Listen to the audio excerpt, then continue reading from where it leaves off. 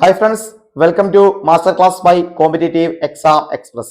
അപ്പൊ നമ്മൾ 13 ക്വസ്റ്റ്യൻ പേപ്പറാണ് നോക്കാൻ വേണ്ടി പോകുന്നത്. അതിന്റെ ആദ്യപടിയായിട്ട് ഒന്നാമത്തെ ചോദ്യ പേപ്പറാണ് വില്ലേജ് ഫീൽഡ് അസിസ്റ്റന്റ് സ്പെഷ്യൽ റിക്രൂട്ട്മെന്റിന്റെ ഭാഗമായി വന്ന ഒരു ചോദ്യ പേപ്പറാണ് നമ്മൾ നോക്കാൻ വേണ്ടി പോകുന്നത്. നമ്മൾ 13 ചോദ്യ പേപ്പർ ലാബ് അസിസ്റ്റന്റ് എക്സാമിന് മുന്നേ നോക്കി തീർക്കുമെന്ന് പറഞ്ഞിട്ടുണ്ട്.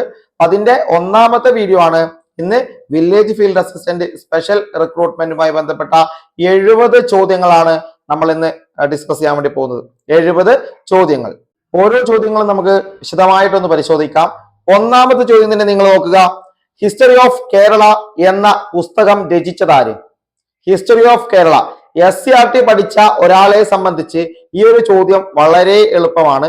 അല്ലാത്തവർക്കും എളുപ്പം തന്നെ ആയിരിക്കും, എങ്കിലും എളുപ്പമാണ്. കാരണം നമ്മുടെ SCRTയിൽ കൃത്യമായി ഒരു ബോക്സിൽ തന്നെ ഇത് കൊടുത്തിട്ടുണ്ട്, ഹിസ്റ്ററി ഓഫ് കേരള എന്ന് പറഞ്ഞിട്ട്. അതുമായി ബന്ധപ്പെട്ട എക്സ്പ്ലനേഷൻ വീഡിയോസ് ഒക്കെ പിന്നാലെ നമ്മൾ മറ്റൊരു സെഷനുമായി ബന്ധപ്പെട്ട് വരുന്നുണ്ട്. അപ്പൊ ഇത് നമ്മൾ എങ്ങനെയാണ് നിങ്ങളിലേക്ക് ഓരോ ചോദ്യ പേപ്പർ എത്തേണ്ടതെന്നാണ് നിങ്ങൾ നോക്കേണ്ടത്. അപ്പൊ ഹിസ്റ്ററി ഓഫ് കേരള എന്ന പുസ്തകം രചിച്ചത് ആരാണ്? അത് സർദാർ KM പണിക്കറാണ്. സർദാർ KM പണിക്കർ. അപ്പൊ കേരള ഹിസ്റ്ററിയുമായി ബന്ധപ്പെട്ട ഒരു ചോദ്യം തന്നെയെന്ന് നമുക്ക് ഇവിടെ കാണാൻ വേണ്ടി സാധിക്കും. അടുത്തത്, മലയാളം സംസാരിക്കുന്ന പ്രദേശങ്ങളെ ഉൾപ്പെടുത്തി കേരളം രൂപീകരിക്കണമെന്ന് സൂചിപ്പിക്കുന്ന ഗ്രന്ഥം ഏത്? മലയാളം സംസാരിക്കുന്ന പ്രദേശങ്ങളെ ഉൾപ്പെടുത്തി കേരളം രൂപീകരിക്കണമെന്ന് സൂചിപ്പിക്കുന്ന ഗ്രന്ഥം ഇതും SCRT തന്നെയാണ്. SCRTയിലെ പോർഷനിൽ കൃത്യമായിട്ട് പറയുന്നുണ്ട്, ഒരു പാരഗ്രാഫിൽ അവസാനത്തോടു കൂടി കൃത്യമായി പറയുന്നുണ്ട് ഏതാണ്? 1.25 കോടി മലയാളികൾ എന്നതാണ്. 1.25 കോടി മലയാളികൾ. അപ്പൊ ഇത് രണ്ടും SCRT, രണ്ടെന്നല്ല എല്ലാം SCRT ആണ്. മൂന്നാമത്തത്, പഞ്ചശീല തത്വങ്ങളിൽ ഒപ്പുവെച്ച രാജ്യങ്ങൾ. നമുക്ക് എല്ലാവർക്കും അറിയാവുന്ന ഒരു ചോദ്യവും ഉത്തരവുമാണ്. ഏതാണ്? ഓപ്ഷൻ ഡി ആണ്. ഇതും SCRTയിൽ എന്താണ്? വളരെ ഭംഗിയായിട്ട് തന്നെ കൊടുത്തിട്ടുണ്ട്. പഞ്ചശീല തത്വങ്ങൾ എന്താണെന്നും അതിന്റെ ഡീറ്റെയിൽസ് ഒക്കെ അതിൽ കൊടുത്തിട്ടുണ്ട്. ഇന്ത്യയും ചൈനയുമാണ് പഞ്ചശീല തത്വങ്ങളിൽ ഒപ്പുവെച്ചിരിക്കുന്നത്. ഇതെല്ലാം SCRT ആണ്.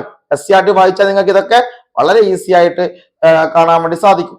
അടുത്തത്, നാലാമത്തെ ചോദ്യവും 1857 കലാപത്തിൽ നാനാ സാഹിബ് നേതൃത്വം നൽകിയ സ്ഥലം ഏതായിരുന്നു? ഏതാണ്? ഇത് ഓപ്ഷൻ സി ആണ് ഉത്തരം. കാൺപൂരാണ്. ഇതും SCRTയിലെ എന്താണ്? ഒരു ബോക്സിൽ കൊടുത്തിട്ടുണ്ട്. അതായത് കലാപത്തിൽ പ്രധാന നേതൃത്വം വഹിച്ച നേതാക്കളെ കുറിച്ച് കൃത്യമായി കൊടുത്തിട്ടുണ്ട്. അതും പഠിച്ചു കഴിഞ്ഞാൽ ഇവിടെയും നിങ്ങൾക്ക് ഉത്തരം കിട്ടും. എല്ലാം SCRT ആണ്. ഈ ഒരു പാഠഭാഗം എന്നത് SCRT ആണ്. അഞ്ചാമത്തെ ക്വസ്റ്റ്യൻ, 1775 രണ്ടാം അമേരിക്കൻ കോണ്ടിനെന്റൽ കോൺഗ്രസ് നടന്നത് എവിടെയാണ്? ഇതും അങ്ങനെ തന്നെ കൊടുത്തിട്ടുണ്ട്. എന്താണ്? ഫിലാഡൽഫിയ എന്ന് കൃത്യമായി SCRT തന്നെ. ഇതും SCRT തന്നെ. 5 ചോദ്യങ്ങൾ നോക്കി, 5ഉം SCRT തന്നെ വളരെ ഭംഗിയായിട്ട് തന്നെ ചോദിച്ചിട്ടുണ്ട്.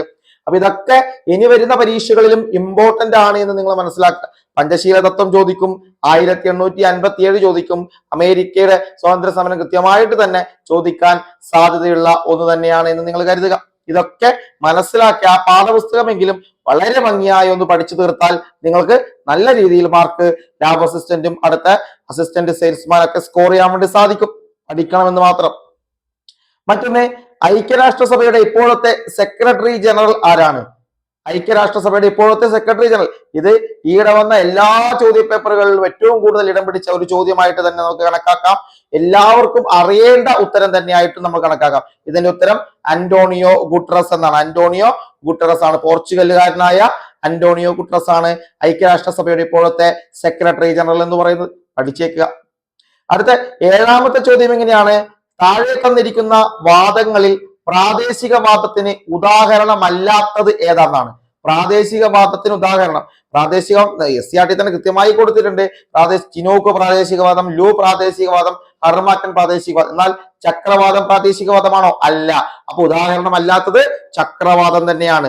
ഓരോ ചോദ്യങ്ങളെയും നമ്മൾ എടുത്ത് പഠിക്കുമ്പോൾ നമുക്ക് മനസ്സിലാവുക, വാദം എന്ന് പറയുന്ന വാദത്തിന്റെ, അതായത് നമ്മുടെ കാറ്റും മർദ്ദവും എന്നൊക്കെ പറയുന്ന ഏരിയ ഉണ്ടല്ലോ, കൃത്യമായി തന്നെ അത് പഠിച്ചു തീർത്താൽ നമുക്ക് ഈ ഏരിയയിൽ നിന്ന് 1 മാർക്ക് പോലും നഷ്ടപ്പെടാതെ നമുക്ക് ഇരിക്കാം. മറ്റൊന്ന്, 8ാമത്തെ ചോദ്യം, ആഗ്നേയശിലയുമായി ബന്ധമില്ലാത്ത സവിശേഷത തന്നിരിക്കുന്നവയിൽ നിന്ന് കണ്ടെത്തുക. ആഗ്നേയശിലയുമായി ബന്ധമില്ലാത്ത സവിശേഷതയാണ് കണ്ടെത്തേണ്ടത്. ഒന്ന്, ഈ ശിലയെ പ്രാഥമിക ശില എന്ന് വിളിക്കുന്നു. ഈ ശിലയ്ക്ക് ഒരു ഉദാഹരണമാണ് ബസാൾട്ട്.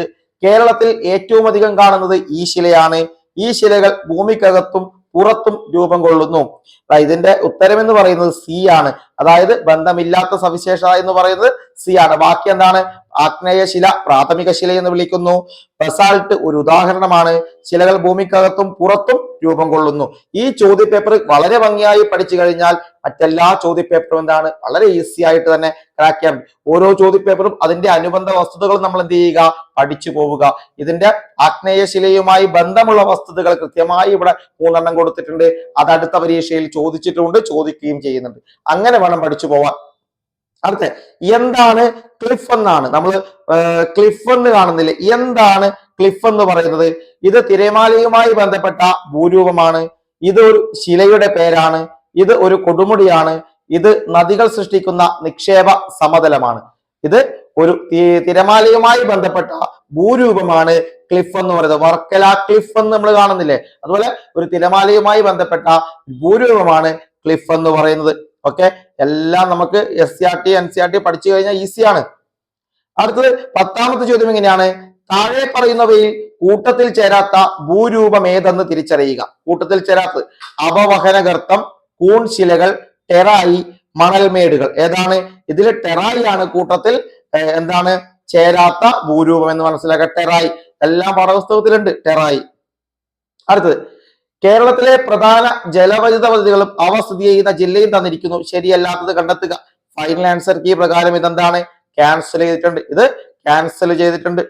ഓക്കെ, അടുത്തത് 12ാമത്തെ ഒരു ചോദ്യം എങ്ങനെയാണ്?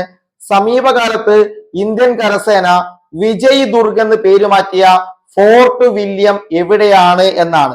അതായത് ആരാണ് വിജയ് ദുർഗ് എന്ന് കരസേന പേര് മാറ്റിയ ഫോർട്ട് വില്യം എവിടെയാണ് എന്നാണ് ചോദ്യം. ഇതെവിടെയാണ് ഫോർട്ട് വില്യം എന്ന് കണ്ടു? അത് കൊൽക്കത്തയിലാണ്. Fort William കൊൽക്കത്തയിലാണ്. അപ്പൊ ആരാണ് പേര് മാറ്റിയത്?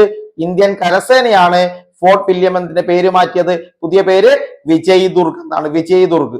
ഓക്കെ, മറ്റൊന്ന് എല്ലാ പരീക്ഷകളെയും ആവർത്തിച്ച് കണ്ടുവരുന്ന ഒരു ചോദ്യമാണ് നീതി ആയോഗ്. നോക്കാം. ചുവടെ തന്നിട്ടുള്ളവയിൽ നീതി ആയോഗിന്റെ ലക്ഷ്യങ്ങളിൽ ഉൾപ്പെടുന്ന പ്രസ്താവനകൾ ഏതെല്ലാമാണ്? 1. വ്യവസായ സേവന മേഖലകളിൽ സർക്കാർ പങ്കാളിത്തം കൂട്ടുക. 2. ആധുനിക സാങ്കേതിക വിദ്യയുടെ സഹായത്തോടെ നഗരങ്ങളെ സുരക്ഷിത ആവാസ കേന്ദ്രങ്ങളാക്കി മാറ്റുക. 3. പ്രബല മധ്യവർഗത്തെ സുസ്ഥിര സാമ്പത്തിക വളർച്ച നേടാൻ പ്രയോജനപ്പെടുത്തുക. ഇതിൽ ഏതാണ് നീതി ആയോഗിന്റെ ലക്ഷ്യങ്ങളിൽ ഉൾപ്പെടുന്ന പ്രസ്താവനകൾ എന്ന് ചോദിച്ചാൽ ഇതിന്റെ ഉത്തരം ഓപ്ഷൻ ഡി ആണ്. 2ഉം 3ഉം ഇതിന്റെ ലക്ഷ്യങ്ങളിൽ ഉൾപ്പെടുന്ന പ്രസ്താവന. ഒന്നാമത്തത് ഇത് ലക്ഷ്യങ്ങളിൽ ഉൾപ്പെടുന്നില്ല. വ്യവസായ സേവന മേഖലയിൽ സർക്കാർ പങ്കാളിത്തം കൂട്ടുക എന്നത് നീതി ആയോഗിന്റെ ലക്ഷ്യമല്ല എന്ന് മനസ്സിലാക്കുക. ഓക്കെ, മറ്റൊന്ന് ഇത് കൃത്യമായി പാഠപുസ്തകത്തിൽ നീതി ആയോഗിനെ കുറിച്ചും ലക്ഷ്യങ്ങളെ കുറിച്ചും കൊടുത്തിട്ടുണ്ട്. പഠിച്ചാൽ മതി. എല്ലാം SCRT ആണ്. എല്ലാം SCRT തന്നെയാണ്. 14ാമത്തെ ചോദ്യം ഗാന്ധിജിയുടെ സാമ്പത്തിക ശാസ്ത്ര ചിന്തകളിൽ ഉൾപ്പെടുന്ന പ്രസ്താവനകൾ ഏതാണ്? ഒന്നുകൂടി വ്യക്തമായി നോക്കുക. ഗാന്ധിജിയുടെ സാമ്പത്തിക ശാസ്ത്ര ചിന്തകളിൽ ഉൾപ്പെടുന്ന പ്രസ്താവനകൾ ഏതെല്ലാം? 1. സമത്വത്തിൽ അടിയുറച്ച സമ്പദ് വ്യവസ്ഥയുടെ രൂപീകരണം. 2. വൻകിട വ്യവസായങ്ങൾക്ക് പരിഗണന. 3. സ്വയം പര്യാപ്തവും സ്വാശ്രയവുമായ പ്രാദേശിക സമ്പദ് വ്യവസ്ഥ എന്നിങ്ങനെയാണ്. ഇതിന്റെ ഉത്തരമായി വരുന്നത് ഓപ്ഷൻ സി 1ഉം 3ഉമാണ്. സമത്വത്തിൽ അടിയുറച്ച സമ്പദ് വ്യവസ്ഥയുടെ രൂപീകരണവും സ്വയം പര്യാപ്തവും സ്വാശ്രയവുമായ പ്രാദേശിക സമ്പദ് വ്യവസ്ഥ. വൻകിട വ്യവസായങ്ങൾക്ക് ഗാന്ധിജി അവിടെ പരിഗണന കൊടുക്കുന്നില്ല എന്ന് മനസ്സിലാക്കുക. 14ന്റെ ഉത്തരം സി ആണ്. ഓപ്ഷൻ സി ആണ്. 1ഉം 3ഉം എന്ന് പറയാം. അടുത്തത് ചുവടെ തന്നിട്ടുള്ളവയിൽ തെറ്റായ ജോഡി ഏത്? തെറ്റായ ജോഡി ഏതാണെന്നാണ് കണ്ടെത്തേണ്ടത്. ചാണക്യൻ അർത്ഥശാസ്ത്രം, അമർത്യാസെൻ ക്ഷേമ സാമ്പത്തിക ശാസ്ത്രം, മഹാത്മാഗാന്ധി ട്രസ്റ്റിഷിപ്പ്, ദാദാഭായ് നവറോജി മിച്ച മൂല്യ സിദ്ധാന്തം എന്നതാണ്. ഇവിടെ തെറ്റെന്ന് പറയുന്നത് ദാദാഭായ് നവറോജി മിച്ച മൂല്യ സിദ്ധാന്തം എന്നാണ്. ചോർച്ചാ സിദ്ധാന്തമാണെങ്കിൽ നമുക്കത് ഉറപ്പിക്കാമായിരുന്നു. ഇവിടെ മിച്ച മൂല്യ സിദ്ധാന്തം. ചാണക്യൻ അർത്ഥശാസ്ത്രം ചാണക്യനാണ്. ക്ഷേമ സാമ്പത്തിക ശാസ്ത്രം അമർത്യാസനാണ്. ട്രസ്റ്റിഷിപ്പ് മഹാത്മാഗാന്ധിയാണ്. ചോർച്ചാ സിദ്ധാന്തം ദാദാഭായ് നവറോജിയാണ്. ഓക്കെ, അതാണ് അവിടെയും. ഇതെല്ലാം നമുക്ക് അറിയാവുന്ന അല്ലെങ്കിൽ അറിഞ്ഞിരിക്കേണ്ട വസ്തുക്കൾ തന്നെ. പാഠപുസ്തകം കൃത്യമായി പഠിച്ചാൽ ഇതെല്ലാം അറിഞ്ഞിരിക്കും. 16ാമത്തത് കറണ്ട് അഫയേഴ്സ് ആണ്. താഴെ തന്നിട്ടുള്ളവരിൽ 2024 പത്മ വിഭൂഷൺ ബഹുമതി ലഭിച്ച വ്യക്തി ആരാണ്? 2024 പത്മവിഭൂഷൺ ബഹുമതി ലഭിച്ച വ്യക്തി ആരാണ് എന്ന് ചോദിച്ചാൽ ആരാണ്? ഇവിടെ പത്മ സുബ്രഹ്മണ്യമാണ്. പത്മ സുബ്രഹ്മണ്യമാണ് ഇതിന്റെ ഉത്തരമായി 2024 പത്മവിഭൂഷൺ ബഹുമതി. Okay, Padma Subrahmanyam current affairs ആണ് എന്ന് മനസ്സിലാക്കുക. അടുത്തത്, ചുവടെ തന്നിട്ടുള്ളവയിൽ ഉൽപാദക ഘടകമായ മൂലധനത്തിന്റെ സവിശേഷതകളിൽ ഉൾപ്പെടുന്ന പ്രസ്താവനകൾ ഏതെല്ലാം? ഉൽപാദക ഘടകമായ മൂലധനത്തിന്റെ സവിശേഷതകളിൽ ഉൾപ്പെടുന്ന പ്രസ്താവനകൾ. 1, മൂലധനം മറ്റെല്ലാ ഉൽപാദക ഘടകങ്ങളെയും സഹായിക്കുന്നു. 2, മൂലധനം തൊഴിലാളികളുടെ ഉൽപ്പന്ന നിർമ്മാണത്തിനുള്ള ശേഷി വർദ്ധിപ്പിക്കുന്നു. മൂലധനത്തിനുള്ള പ്രതിഫലം ലാഭമാണ്. ഇത് 3 ഓപ്ഷനാണ് ഇവിടെ നമുക്കുള്ളത്. ഇതിന്റെ ഉത്തരം ഓപ്ഷൻ ബി 1ഉം 2ഉമാണ്. 1ഉം 2ഉം മൂലധനത്തിനുള്ള പ്രതിഫലം ലാഭമാണ് എന്നതാണ് ഇവിടെ എന്താണ് സവിശേഷ ഉൾപ്പെടാത്തത്. ഉൾപ്പെടുന്നവ 1ഉം 2ഉം. 17 ബി ആണ് ആൻസർ. അടുത്തത്, ചുവടെ തന്നിട്ടുള്ളവരിൽ ഇന്ത്യയുടെ ധനകാര്യ വകുപ്പ് മന്ത്രിയായിട്ടുള്ളവർ ആരെല്ലാമാണ്? ചുവടെ തന്നിട്ടുള്ളവരിൽ ഇന്ത്യയുടെ ധനകാര്യ വകുപ്പ് മന്ത്രി നിർമ്മല സീതാരാമൻ, മൊറാർജി ദേശായി, ചരൺ സിംഗ് എന്നിങ്ങനെയാണ് ഇവിടെ നമുക്ക് തന്നിട്ടുള്ളത്. ഇതുവരെ 3 പേരും എന്താണ് ധനകാര്യ മന്ത്രിമാരായിട്ട് ഉള്ള ആളുകളാണ് എന്ന് മനസ്സിലാക്കുക. 3 പേരും ധനകാര്യ മന്ത്രിമാരായിട്ടുണ്ട്. ഇനി 19ാമത്തെ ഒരു ചോദ്യം. ഇപ്പൊ ധനകാര്യ മന്ത്രി ഇമ്പോർട്ടന്റ് ആണ്. നിർമ്മല സീതാരാമനെ കുറിച്ചും ഏറ്റവും കൂടുതൽ ബഡ്ജറ്റ് അവതരിപ്പിച്ചത് ആരാണെന്നുള്ള കൃത്യമായി തന്നെ പഠിച്ചു വെക്കണം. അടുത്ത 19ാമത്തെ ചോദ്യം, ചുവടെ തന്നിട്ടുള്ളവയിൽ ശരിയായ പ്രസ്താവനകൾ ഏതെല്ലാം? കോട്ടോണോപോളിസ് എന്ന് വിശേഷിപ്പിക്കപ്പെടുന്ന നഗരം ബോംബെയാണ്. ഇന്ത്യയിൽ ഭക്ഷ്യവിളകളുടെ ഉൽപാദനത്തിൽ ചോളത്തിന് 3ാം സ്ഥാനമാണുള്ളത്. ചണനാരിനെ യൂണിവേഴ്സൽ ഫൈബർ എന്ന് അറിയപ്പെടുന്നു. ചണനാരിനെ യൂണിവേഴ്സൽ ഫൈബർ എന്ന് അറിയപ്പെടുന്നു എന്ന് മനസ്സിലാക്കുക. ഇതിൽ 1ഉം 2ഉമാണ് എന്താണ് ശരിയായ പ്രസ്താവനകൾ. ഓക്കെ, 1ഉം 2ഉം എന്ന് മനസ്സിലാക്കുക. ഓക്കെ, ഇതെല്ലാം നമുക്ക് പാഠപുസ്തകത്തിലുണ്ട്. അടുത്തത് 20ാമത്തെ ചോദ്യം, മന്ത്രിസഭയിലെ മന്ത്രിമാരുടെ അതായത് മൊത്തം മന്ത്രിമാരുടെ എണ്ണം ലോക്സഭയിലെ മൊത്തം അംഗങ്ങളുടെ 15% കവിയാൻ പാടില്ല എന്ന് വ്യവസ്ഥ ചെയ്യുന്ന ഭരണഘടനാ ഭേദഗതി ഏതാണെന്നാണ്. അതായത് മന്ത്രിസഭയിലെ മൊത്തം മന്ത്രിമാരുടെ എണ്ണം ലോക്സഭയിലെ മൊത്തം അംഗങ്ങളുടെ 15% കവിയാൻ പാടില്ല എന്ന് വ്യവസ്ഥ ചെയ്ത ഭരണഘടനാ ഭേദഗതി ഏതാണെന്നാണ്. ഇത് 91ാമത്തെ ഭരണഘടനാ ഭേദഗതിയാണ്. 91ാം ഭരണഘടനാ ഭേദഗതി. അടുത്തത്, ഇതെല്ലാം പാഠപുസ്തകത്തിലുള്ളതാണ്. അടുത്തത്, രാജ്യസഭയുമായി ബന്ധപ്പെട്ട ശരിയായ പ്രസ്താവനകൾ കണ്ടെത്തുക. 1, 3/2 ഭാഗം അംഗങ്ങൾ ഓരോ 2 വർഷം കൂടുമ്പോൾ പിരിഞ്ഞു പോകുന്നു. രാജ്യസഭ ഒരു സ്ഥിരം സഭയാണ്. രാജ്യസഭ ഇന്ത്യയിലെ സംസ്ഥാനങ്ങളെ പ്രതിനിധാനം ചെയ്യുന്നു. ധനബിൽ ആരംഭിക്കാനുള്ള അധികാരം രാജ്യസഭയ്ക്കില്ല. ഇതാണ് 4 പ്രസ്താവനകളുണ്ട്. ആദ്യത്തെ ഇതൊന്നും അറിയില്ലെങ്കിൽ നമുക്ക് 2 പ്രസ്താവനകൾ അത്യാവശ്യം അറിയാം. 2ഉം 3ഉം അറിയാമെങ്കിൽ ആ 2ഉം 3ഉം വരുന്നത് ഏകദേശം ഇതും നമുക്ക് ക്യാൻസൽ ചെയ്യാൻ പറ്റും. ബാക്കി ഇതിൽ ഏതാണെന്ന് മാത്രമേ നമുക്ക് കൺഫ്യൂഷൻ ആയിട്ട് നിൽക്കൂ. ഇതിൽ 2, 3, 4 പ്രസ്താവനകൾ മാത്രമാണ് ശരി. 2, 3, 4 പ്രസ്താവനകൾ മാത്രമാണ് ശരി. 1ാമത്തെ പ്രസ്താവന ശരിയല്ല എന്നാണ് പറയുന്നത്. ഓക്കെ, 21 സി ആണ് നമ്മുടെ ഫൈനൽ ആൻസർ കീ പ്രകാരമുള്ള ഉത്തരം. അടുത്തത് 22ാമത്തെ ചോദ്യം, തദ്ദേശ സ്വയംഭരണ സ്ഥാപനങ്ങൾക്ക് ഭരണഘടനാ അംഗീകാരം ശുപാർശ ചെയ്ത കമ്മിറ്റി ഏതാണ്? തദ്ദേശ സ്വയംഭരണ സ്ഥാപനങ്ങൾക്ക് ഭരണഘടനാ അംഗീകാരം ശുപാർശ ചെയ്ത കമ്മിറ്റിയാണ് PK Thungon committee. PK Thungon കമ്മിറ്റിയാണ്. ഓക്കെ, 23ാമത്തെ ചോദ്യം ഇങ്ങനെയാണ്, താഴെ തന്നിരിക്കുന്നവയിൽ ഭരണഘടനയുടെ 4ാം അധ്യായത്തിൽ പെടാത്തത് ഏതാണെന്നാണ്. തുല്യജോലിക്ക് തുല്യവേതനം, ഏകീകൃത സിവിൽ നിയമം, സംഘടന സ്വാതന്ത്ര്യം, പൊതുതൊഴിലിൽ തുല്യ അവസരം. ഓപ്ഷൻ ഡി ആണ് ഇവിടെ ഉത്തരമായിട്ട് വരുന്നത്. 3ഉം 4ഉമാണ്. 3ഉം 4ഉം. അടുത്തത്, 2024 ലോക്സഭാ തെരഞ്ഞെടുപ്പ് സമയത്ത് മാതൃകാ പെരുമാറ്റച്ചട്ടം ലംഘിക്കുന്നതും ക്രമക്കേടുകളും പരാതികളും അറിയിക്കുന്നതിന് പൗരന്മാർക്ക് വേണ്ടി ഇന്ത്യൻ തിരഞ്ഞെടുപ്പ് കമ്മീഷൻ തയ്യാറാക്കിയ മൊബൈൽ ആപ്ലിക്കേഷൻ ഏതാണ് എന്നാണ്. മൊബൈൽ ആപ്ലിക്കേഷൻ സി വിജിലാണ്. സി വിജിലാണ് മൊബൈൽ ആപ്ലിക്കേഷൻ എന്ന് പറയുന്നത്. അടുത്തത് 25 ചേരുംപടി ചേർത്തവ പരിശോധിക്കുക. യൂണിയൻ ലിസ്റ്റ് പ്രതിരോധം ആണവോർജം, സംസ്ഥാന ലിസ്റ്റ് കൃഷി മത്സ്യബന്ധനം, കൺകറന്റ് ലിസ്റ്റ് മദ്യനിയന്ത്രണം ബാങ്കിങ്. തന്നിരിക്കുന്ന സൂചകങ്ങൾ ഉപയോഗിച്ച് ശരിയായ ഉത്തരം കണ്ടെത്തുക. എല്ലാം ശരിയാണ്. 1, 2 എന്നിവ ശരിയാണ്. അതുപോലെ 2, 3 എന്നിവ ശരിയാണ്. D 1 മാത്രം ശരിയാണ്. ഇതിലെ ഉത്തരം എന്ന് പറയുന്നത് 25 ഓപ്ഷൻ ബി 1, 2 ആണ്. കൺകറന്റ് ലിസ്റ്റ് അല്ല എന്ന് മനസ്സിലാക്കുക. 1, 2 എന്നിവയാണ് ശരി. അടുത്തത് നിലവിലെ കേന്ദ്ര പാർലമെന്ററി കാര്യ വകുപ്പ് മന്ത്രി ആരാണ്? നിലവിലെ കേന്ദ്ര പാർലമെന്ററി കാര്യ വകുപ്പ് മന്ത്രി കിരൺ റിജിജു ആണ്. കിരൺ റിജിജു ആണ് കേന്ദ്ര പാർലമെന്ററി കാര്യ വകുപ്പ് മന്ത്രി. അടുത്ത 27ാമത്തെ ചോദ്യം എങ്ങനെയാണ്? സംസ്ഥാന മനുഷ്യാവകാശ കമ്മീഷനുമായി ബന്ധപ്പെട്ട പ്രസ്താവനകളിൽ ശരിയായത് കണ്ടെത്തുക. സംസ്ഥാന മനുഷ്യാവകാശ കമ്മീഷനുമായി ബന്ധപ്പെട്ട പ്രസ്താവനകളിൽ ശരിയായത്. 1, 1993 ഡിസംബർ 11 സംസ്ഥാന മനുഷ്യാവകാശ കമ്മീഷൻ നിലവിൽ വന്നത്. 2, ചെയർപേഴ്സൺ ഉൾപ്പെടെ 3 അംഗങ്ങളാണ് കമ്മീഷനിലുള്ളത്. വിരമിച്ച ഹൈക്കോടതി ചീഫ് ജസ്റ്റിസ് അല്ലെങ്കിൽ ഹൈക്കോടതി ജഡ്ജി ആയിരിക്കും മനുഷ്യാവകാശ കമ്മീഷന്റെ അധ്യക്ഷൻ. ഈ പ്രസ്താവനകളിൽ ശരിയായത് കണ്ടെത്തുക എന്നാണ്. ഇതിൽ 2ഉം 3ഉമാണ് ശരിയായത്. 2ഉം 3ഉമാണ് ശരിയായ പ്രസ്താവന എന്ന് പറയുന്നത്. 2ഉം 3ഉം. ഓക്കെ. അടുത്തത് വിവരാവകാശ നിയമത്തിന്റെ ലക്ഷ്യങ്ങളുമായി ബന്ധപ്പെട്ട പ്രസ്താവനകൾ ശരിയായത് കണ്ടെത്തുക. 1, അഴിമതി നിയന്ത്രിക്കുന്നതിന്. 2, ഉദ്യോഗസ്ഥർക്കിടയിൽ ഉത്തരവാദിത്ത ബോധമുണ്ടാക്കുന്നതിന്. 3, ഗവൺമെന്റിന്റെ പ്രവർത്തനങ്ങൾ സുതാര്യമാക്കുന്നത്. ഏതാണ് ശരിയായ പ്രസ്താവനകൾ എന്നാണ്. ഇതിലെല്ലാം എന്താണ് ശരിയായ പ്രസ്താവനകളാണ്. എല്ലാം ശരിയായ പ്രസ്താവനകളാണ് എന്ന് മനസ്സിലാക്കുക. അടുത്ത 29 ലോക തണ്ണീർത്തട ദിനം എന്നാണ്. ലോക തണ്ണീർത്തട ദിനം നമുക്ക് എല്ലാവർക്കും അറിയാവുന്നതാണ്. ഫെബ്രുവരി 2 ആണ്. അതുപോലെ 30ാമത്തെ ചോദ്യം കേരള സംസ്ഥാനത്തിലെ തൊഴിൽ വകുപ്പ് മന്ത്രിയാണ്. തൊഴിൽ വകുപ്പ് കൈകാര്യം ചെയ്യുന്നത് ആരാണ്? തൊഴിലും വിദ്യാഭ്യാസവും ഒരാളാണ് കൈകാര്യം ചെയ്തതെന്ന് മനസ്സിലാക്കുക. അതാണ് വി ശിവൻകുട്ടി. വി ശിവൻകുട്ടിയാണ് കേരളത്തിലെ വിദ്യാഭ്യാസ തൊഴിൽ വകുപ്പ് മന്ത്രി എന്ന് പറയുന്നത്. ഇനി കേരളത്തിൽ ആകെയുള്ള രാജ്യസഭാ സീറ്റുകൾ എത്രയാണ്? കേരളത്തിലെ രാജ്യസഭാ സീറ്റുകൾ എന്ന് പറയുന്നത് 9 എണ്ണമാണ്. ലോക്സഭാ സീറ്റുകൾ 20. ഇനി കേരള സംസ്ഥാനത്തിന്റെ ഗവർണർ ആരാണ്? ആരാണ് കേരള സംസ്ഥാനത്തിലെ ഗവർണർ പുതിയത്?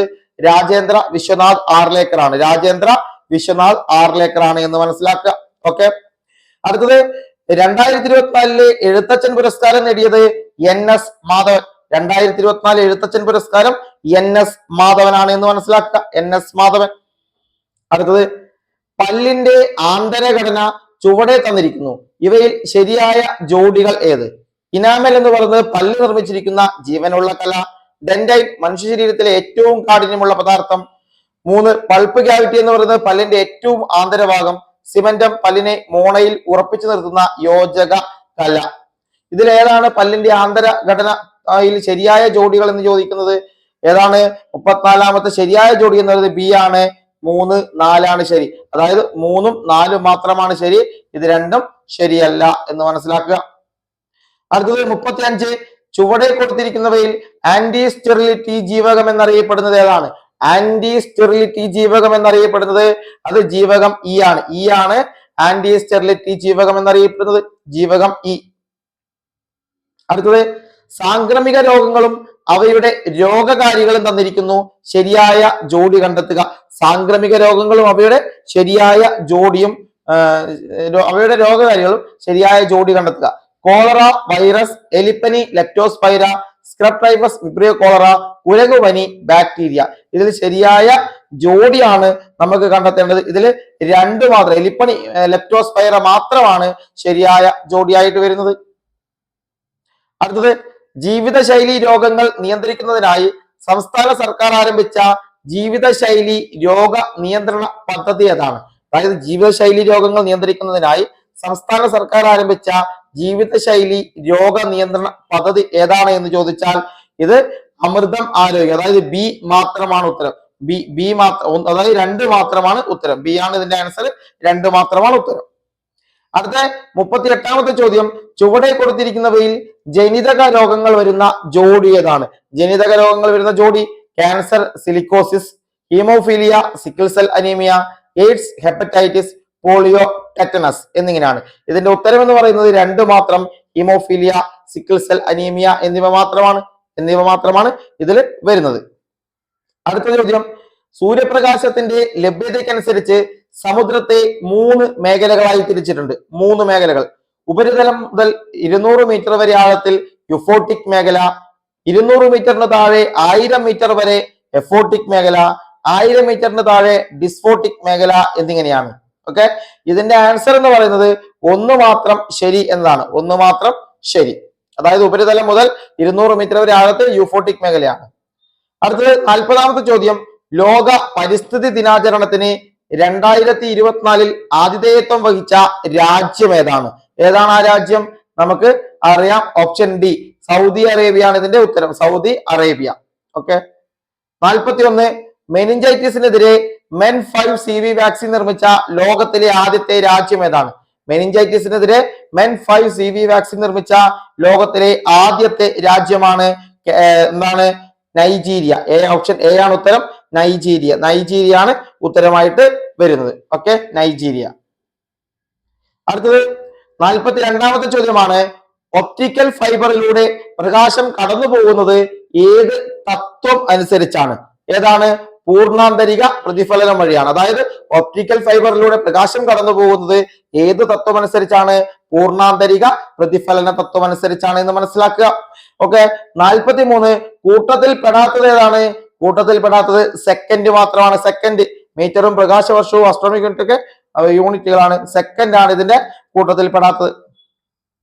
44ാമത്തെ ചോദ്യം വരുന്നത് ഇങ്ങനെയാണ്, ഒരു കോൺകേവ് ദർപ്പണത്തിന് മുൻപിൽ 10 സെന്റിമീറ്റർ അകലെ പ്രകാശിക്കുന്ന വസ്തു വെച്ചപ്പോൾ അതിന്റെ യഥാർത്ഥ പ്രതിബിംബം ദർപ്പണത്തിൽ നിന്നും 40 സെന്റിമീറ്റർ അകലെ രൂപപ്പെടുന്നു. ദർപ്പണത്തിന്റെ ഫോക്കസ് ദൂരം കണക്കാക്കുക. ഇതിന്റെ ഉത്തരം എന്ന് പറയുന്നത് -8 സെന്റിമീറ്റർ എന്നാണ്. -8 സെന്റിമീറ്റർ. അടുത്തത്, ഏറ്റവും മികച്ച പൊതുഗതാഗതമുള്ള നഗരങ്ങളുടെ പട്ടികയിൽ ഇടം നേടിയ ഇന്ത്യൻ നഗരം ചോദിച്ചാൽ മുംബൈ. ഏറ്റവും മികച്ച പൊതുഗതാഗതമുള്ള നഗരങ്ങളുടെ പട്ടികയിൽ ഇടം നേടിയ ഇന്ത്യൻ നഗരമാണ് മുംബൈ എന്ന് പറയും. അടുത്ത, ചാറ്റ് ജിപിടിക്ക് നിരോധനം ഏർപ്പെടുത്തിയ ആദ്യത്തെ പാശ്ചാത്യ രാജ്യമാണ് ഇറ്റലി. ചാറ്റ് ജിപിടിക്ക് നിരോധനം ഏർപ്പെടുത്തിയ ആദ്യ പാശ്ചാത്യ രാജ്യം ഇറ്റലിയാണ്. ഇറ്റലി. ഓക്കെ. അടുത്തത്, കുമ്മായം അടിച്ച ചുമരിൽ ഒരു തിളക്കം കാണപ്പെടുന്നത് എന്ത് രൂപപ്പെടുന്നത് കൊണ്ടാണ്? കുമ്മായം അടിച്ച ചുമരിൽ ഒരു തിളക്കം കാണപ്പെടുന്നത് എന്ത് രൂപപ്പെടുന്നത് കൊണ്ടാണ് എന്ന് ചോദിച്ചാൽ അത് കാൽസ്യം കാർബണേറ്റ് രൂപപ്പെടുന്നത് കൊണ്ടാണ്. അടുത്ത 48ാമത്തെ ചോദ്യം, ഇരുമ്പ് ഫയലിങ്ങുകളിൽ നേർപ്പിച്ച ഹൈഡ്രോക്ലോറിക് ആസിഡ് ചേർക്കുമ്പോൾ എന്ത് സംഭവിക്കും? ഇരുമ്പ് ഫയലിങ്ങുകളിൽ നേർപ്പിച്ച ഹൈഡ്രോക്ലോറിക് ആസിഡ് ചേർക്കുമ്പോൾ എന്ത് സംഭവിക്കും എന്ന് ചോദിച്ചാൽ അത് FeCl3H2 ഉണ്ടാകുന്നു. അതായത് അയൺ ക്ലോറൈഡും ഡൈഹൈഡ്രജനും ഉണ്ടാകുന്നു എന്ന് മനസ്സിലാക്കുക. അടുത്ത 49, ഡി സബ്ഷനിൽ ഉൾക്കൊള്ളാവുന്ന ഇലക്ട്രോണുകളുടെ പരമാവധി എണ്ണം എത്രയാണ്? പരമാവധി എണ്ണം എന്ന് പറയുന്നത് 10 ആണ്. ഡി സബ്ഷനിൽ ഉൾക്കൊള്ളാവുന്ന ഇലക്ട്രോണുകളുടെ പരമാവധി എണ്ണം 10. ഇതെല്ലാം നമ്മുടെ പാഠപുസ്തകമാണ്. അടുത്ത 50ാമത്തെ ചോദ്യം, ഡാഷ് ഉൽപാദനത്തിനുള്ള അസംസ്കൃത വസ്തുവാണ് ഇൽമാനൈറ്റ്. ഡാഷ് ഉൽപാദനത്തിനുള്ള അസംസ്കൃത വസ്തുവാണ് ഇൽമാനൈറ്റ്. ഇതിന്റെ ഉത്തരം TiO2 ആണ്. TiO2 ടിറ്റാനിയം ഓക്സൈഡിന്റെ ആണ് വരുന്നത്. അടുത്ത 51, അക്വേറിയത്തിന്റെ അടിയിൽ നിന്ന് ഉയരുന്ന വായു കുമിളകളുടെ വലിപ്പം വർദ്ധിപ്പിക്കുന്ന ഏത് വാതക നിയമം അനുസരിച്ചാണ്? അതായത് അക്വേറിയത്തിന്റെ അടിയിൽ നിന്ന് ഉയരുന്ന വായു കുമിളകളുടെ വലിപ്പം വർദ്ധിക്കുന്നത് ഏത് വാതക നിയമം അനുസരിച്ചാണ്? ഇത് ബോയിൽ നിയമം അനുസരിച്ചാണ്. ഏതാണ്? ബോയിൽ നിയമം. മറ്റൊരു 52ാമത്തത്, പത്രപ്രവർത്തനത്തിന്റെ പുരോഗതിക്ക് വേണ്ടി സ്ഥാപിച്ച കേരള പ്രസ് അക്കാദമിയുടെ ആസ്ഥാനം എവിടെയാണ്? പത്രപ്രവർത്തനത്തിന്റെ പുരോഗതിക്ക് വേണ്ടി സ്ഥാപിച്ച കേരള പ്രസ് അക്കാദമിയുടെ ആസ്ഥാനം ചോദിച്ചാൽ അത് കാക്കനാടാണ്. എവിടെയാണ്? കാക്കനാട്. അടുത്തത്, മികച്ച സിനിമാ നടനുള്ള ദേശീയ അവാർഡ് ലഭിച്ച ആദ്യത്തെ മലയാള നടൻ ആരാണ്? മികച്ച സിനിമാ നടനുള്ള ദേശീയ അവാർഡ് ലഭിച്ച ആദ്യത്തെ മലയാള നടൻ ചോദിച്ചാൽ PJ ആന്റണി. ആരാണ്? PJ ആന്റണി. 54, താഴെ കൊടുത്ത പ്രസ്താവനയിൽ ശരിയായത് ഏതൊക്കെയാണ്? മൈമുന എന്ന കഥാപാത്രത്തെ സൃഷ്ടിച്ചത് OV വിജയനാണ്. സ്മാരകശിലകൾ എന്ന നോവലിലെ കഥാപാത്രമാണ് മൈമുന. പുനത്തിൽ കുഞ്ഞബ്ദുള്ള സൃഷ്ടിച്ചിട്ടുള്ള കഥാപാത്രമാണ് മൈമുന. ഇതിലേതാണ് ശരിയായതെന്നാണ്? ഇതിൽ ഒന്ന് മാത്രമാണ് ശരി. അതായത് മൈമുന എന്ന കഥാപാത്രത്തെ സൃഷ്ടിച്ചത് OV വിജയനാണ് എന്നതാണ് ശരി. അടുത്തത്, 2023 കേന്ദ്ര സാഹിത്യ അക്കാദമി അവാർഡ് നേടിയ മലയാളത്തിന്റെ ദേശകാലങ്ങൾ എന്ന സാഹിത്യ പഠനം എഴുതിയതാര്? മലയാളത്തിന്റെ ദേശകാലങ്ങൾ എന്ന സാഹിത്യ പഠനം എഴുതിയത് ആരാണെന്നാണ്? ഇത് EV രാമകൃഷ്ണൻ ആണ് എഴുതിയത്. EV രാമകൃഷ്ണൻ. അടുത്തത്, താഴെ കൊടുത്ത പ്രസ്താവനകളിൽ ശരിയായത് ഏതൊക്കെ? ഷാജി N കരുൺ ആദ്യമായി സംവിധാനം ചെയ്ത സിനിമയാണ് പിറവി. 1989 മികച്ച സിനിമയ്ക്കും സംവിധായകനുമുള്ള അവാർഡ് നേടിയ സിനിമയാണ് പിറവി. G അരവിന്ദന് ദേശീയ അവാർഡ് ലഭിച്ച സിനിമയാണ് പിറവി എന്ന് പറയുന്നത്. ഇതിന്റെ ഉത്തരം 1ഉം 2ഉം ശരിയെന്നാണ്. അതായത് മൂന്നാമത്തത് തെറ്റാണ്, 1ഉം 2ഉം ശരിയാണ്. അടുത്ത 57ാമത്തെ ഒരു ചോദ്യം, ഏകദിന ക്രിക്കറ്റിൽ ഡബിൾ സെഞ്ചുറി നേടിയ ആദ്യത്തെ ഇന്ത്യൻ ബാറ്റ്സ്മാൻ ആരാണ്? ഒരു സംശയവും വേണ്ട, ഇന്ത്യയുടെ ഏറ്റവും മികച്ച ഇതിഹാസമായ സച്ചിൻ തെണ്ടുൽക്കർ തന്നെ. ഇന്ത്യയുടെ ആദ്യത്തെ ഒളിമ്പിക്സ് ഹോക്കി ടീമിന്റെ നായകൻ ആരാണ്? ഇന്ത്യയുടെ ആദ്യത്തെ ഒളിമ്പിക്സ് ഹോക്കി ടീമിന്റെ നായകൻ ജയ്പാൽ സിംഗ് ആണ്. ജയ്പാൽ സിംഗ് ആണ് നായകൻ. മറ്റൊന്ന്, പ്രൈവറ്റ് ബ്രൗസിംഗ് മോഡ് ഉപയോഗിക്കുന്നതിനാണ്. പ്രൈവറ്റ് ബ്രൗസിംഗ് മോഡ് ഉപയോഗിക്കുന്നത് ബ്രൗസിംഗ് ചരിത്രം, കുക്കികൾ എന്നിവ സംഭരിക്കാതിരിക്കാനാണ്. 60ാമത്തെ ചോദ്യം, HTML ഒരു ചിത്രത്തെ പ്രദർശിപ്പിക്കാൻ ഉപയോഗിക്കുന്ന ടാഗ്. HTML ഒരു ചിത്രത്തെ പ്രദർശിപ്പിക്കാൻ ഉപയോഗിക്കുന്ന ടാഗ് ചോദിച്ചാൽ അത് IMG ആണ്. IMG. ഒരു LAN ഇന്റർനെറ്റുമായി ബന്ധിപ്പിക്കാൻ ഉപയോഗിക്കുന്ന ഉപകരണം. ഒരു LAN ഇന്റർനെറ്റുമായി ബന്ധിപ്പിക്കാൻ ഉപയോഗിക്കുന്ന ഉപകരണമാണ് റൗട്ടർ. ഏതാണ്? റൗട്ടർ. റൗട്ടർ ആണ് അതിന്റെ ഉത്തരം. അടുത്തത്, IT ആക്ട് പ്രകാരം ഇന്ത്യയിലെ സൈബർ സുരക്ഷാ സംഭവങ്ങൾ കൈകാര്യം ചെയ്യുന്നതിനുള്ള ബോഡി. IT ആക്ട് പ്രകാരം ഇന്ത്യയിലെ സൈബർ സുരക്ഷാ സംഭവങ്ങൾ കൈകാര്യം ചെയ്യുന്നതിനുള്ള ബോഡിയാണ് NASSCOM, CERT In, Indian computer emergency response team, TRAI, NITI Aayog. ഇതില് ഓപ്ഷൻ എന്താണ്? 62ാമത്തത് ബി ആണ്, സർട്ടിൻ ആണ്. Okay, CERT In, Indian computer emergency response team. Okay, CERT In. അടുത്തത്, ഇൻപുട്ട് ഉപകരണം ഏതാണെന്നാണ്. 63ാമത്തെ ഇൻപുട്ട് ഉപകരണം ഏതാണ് എന്ന് ചോദിച്ചാൽ printer, plotter, speaker, scanner. Scanner ആണ് ഇൻപുട്ട് ഉപകരണം. അതായത് ബാക്കിയെല്ലാം പ്രിന്റർ ഇങ്ങോട്ട് പ്രിന്റ് കിട്ടുന്നു, പ്ലോട്ടർ അതുപോലെ തന്നെ സ്പീക്കർ ഇങ്ങോട്ട് കേൾക്കുന്നു, സ്കാനർ നമ്മൾ അങ്ങോട്ടേക്ക് സ്കാൻ ചെയ്ത് കയറ്റുകയാണ് ചെയ്യുന്നത്. അടുത്ത 64, പോക്സോ നിയമം 2012 പ്രകാരം കുട്ടിയായി നിർവചിക്കുന്നത് ആരെയാണ്? പോക്സോ നിയമം 2012 പ്രകാരം കുട്ടിയായി നിർവചിക്കുന്നത് ആരെയാണ് എന്നാണ് ചോദ്യം. 18 വയസ്സിൽ താഴെ പ്രായമുള്ളവരെയാണ്. അടുത്തത്, ഒരു വർഷത്തിൽ കേന്ദ്ര ഉപഭോക്തൃ സമിതി കുറഞ്ഞത് എത്ര തവണ മീറ്റിംഗ് കൂടിയിരിക്കണം എന്നാണ് നിയമം അനുശാസിക്കുന്നത്? ഒരു വർഷത്തിൽ കേന്ദ്ര ഉപഭോക്തൃ സമിതി കുറഞ്ഞത് എത്ര തവണ മീറ്റിംഗ് കൂടിയിരിക്കണം എന്നാണ് നിയമം അനുശാസിക്കുന്നത് എന്ന് ചോദിച്ചാൽ ഇത് ഒരു തവണയാണ്. ഒരു തവണ. അടുത്ത 66, ദേശീയ സംസ്ഥാനങ്ങളിലെ മുഖ്യ വിവരാവകാശ കമ്മീഷണർമാരുടെ കാലാവധി എത്രയാണ്? ദേശീയ സംസ്ഥാനങ്ങളിലെ മുഖ്യ വിവരാവകാശ കമ്മീഷണർ കാലാവധി 3 വർഷമാണ്. ഏതാണ്? 3 വർഷം. 3 വർഷം. ദേശീയ വനിതാ കമ്മീഷന്റെ ആദ്യത്തെ അധ്യക്ഷ ആരാണ്? ദേശീയ വനിതാ കമ്മീഷന്റെ ആദ്യത്തെ അധ്യക്ഷ, അത് ഓപ്ഷൻ സി, ജയന്തി പട്നായിക് ആണ്. ആരാണ്? ജയന്തി പട്നായിക്. അടുത്ത 68ാമത്തെ ചോദ്യം, ഗാർഹിക പീഡന നിരോധന നിയമപ്രകാരം 2005 പ്രകാരം നിയമം 2005 പ്രകാരം താഴെ പറയുന്ന പ്രസ്താവനകളിൽ ശരിയല്ലാത്തത് ഏതാണ്? 1, പ്രൊട്ടക്ഷൻ ഓഫീസർമാരും സർവീസ് പ്രൊവൈഡേഴ്സും പബ്ലിക് സർവൻസ് ആയിരിക്കും. 2, കേന്ദ്ര സംസ്ഥാന സർക്കാരുകൾ ഗാർഹിക പീഡന നിരോധന നിയമത്തെക്കുറിച്ച് കാലാകാലങ്ങളിൽ പൊതുമാധ്യമങ്ങൾ വഴി പരസ്യം നൽകണം. 3, ഗാർഹിക അതിക്രമത്തിന് ഇരയായവർക്ക് സൗജന്യ നിയമസഹായം ലഭ്യമാകുന്നതാണ്. 4, ഗാർഹിക പീഡനത്തിന് ഇരയായവർക്ക് പങ്കാളിയായി താമസിച്ച വീട്ടിൽ താമസിക്കാനുള്ള അവകാശം ഉണ്ടായിരിക്കുന്നതല്ല. ഇതിൽ ഈ ഒരു നിയമപ്രകാരം ശരിയല്ലാത്തത് ഏതാണ് എന്നാണ് ചോദ്യം.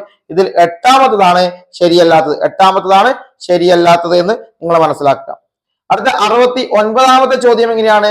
ദേശീയ ന്യൂനപക്ഷ കമ്മീഷനിൽ ചെയർപേഴ്സണെ കൂടാതെ എത്ര അംഗങ്ങളുണ്ട്?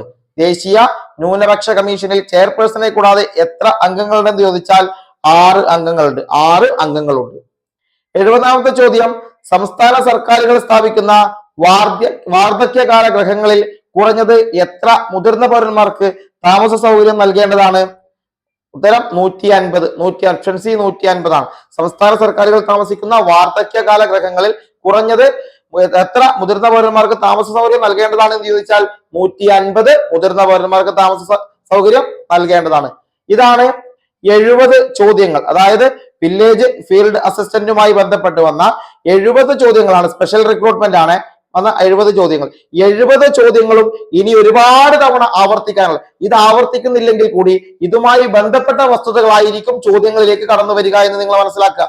അപ്പൊ നിങ്ങൾ അവിടെ എന്ത് ചെയ്യണം? ന്യൂനപക്ഷ കമ്മീഷനെ പഠിക്കണം, ഗാർഹിക പീഡന നിയമത്തെക്കുറിച്ച് പഠിക്കണം, പോക്സോ നിയമത്തെക്കുറിച്ച് പഠിക്കണം, അതുപോലെ സംസ്ഥാന മനുഷ്യാവകാശ കമ്മീഷൻ, ദേശീയ മനുഷ്യാവകാശ കമ്മീഷൻ, ദേശീയ വനിതാ കമ്മീഷൻ, സംസ്ഥാന വനിതാ കമ്മീഷൻ എന്നിങ്ങനെ ഒട്ടനവധി കാര്യങ്ങൾ നിങ്ങൾ എന്ത് ചെയ്യണം, പഠിച്ചു വേണം പോകാം. ഇങ്ങനെ ചോദ്യപേപ്പർ കണ്ടിട്ട് ആ ചോദ്യപേപ്പറുമായി ബന്ധപ്പെടുന്നവ പഠിച്ചു തീർക്കാൻ വേണ്ടി നിങ്ങൾ നോക്കുക. കാരണം സിലബസ് സെയിം ആണ്. അതുകൊണ്ട് തന്നെ ഇതുമായി ബന്ധപ്പെട്ട റിലേറ്റ് ചെയ്യുന്ന ഒരുപാട് ചോദ്യങ്ങൾ വീണ്ടും ആവർത്തിക്കാം. ഇത് തന്നെ ഇവിടെ ചോദിച്ച ചോദ്യങ്ങളിൽ നിന്ന് തന്നെ ചിലപ്പോൾ നിങ്ങൾക്ക് ഉത്തരങ്ങൾ കിട്ടാവുന്ന രീതിയിലേക്ക് മാറും. കാരണം ഓപ്ഷൻസ് വളരെ ഇമ്പോർട്ടന്റ് ആണ്. നിങ്ങൾ ഇവിടെ തന്നെ നോക്കുക. 68ാമത്തെ ഒരു ചോദ്യം നമ്മൾ എങ്ങനെയാണ് കണ്ടത്? ഗാർഹിക പീഡന നിരോധന നിയമം 2005 പ്രകാരം താഴെ പറയുന്ന പ്രസ്താവനകൾ ശരിയല്ലാത്തതേത്? ശരിയല്ലാത്തത് എന്ന് പറയുന്നത് ഈ ഒന്ന് മാത്രമാണ്. ഈ 3 എയും ബിയും സിയും എന്താണ്?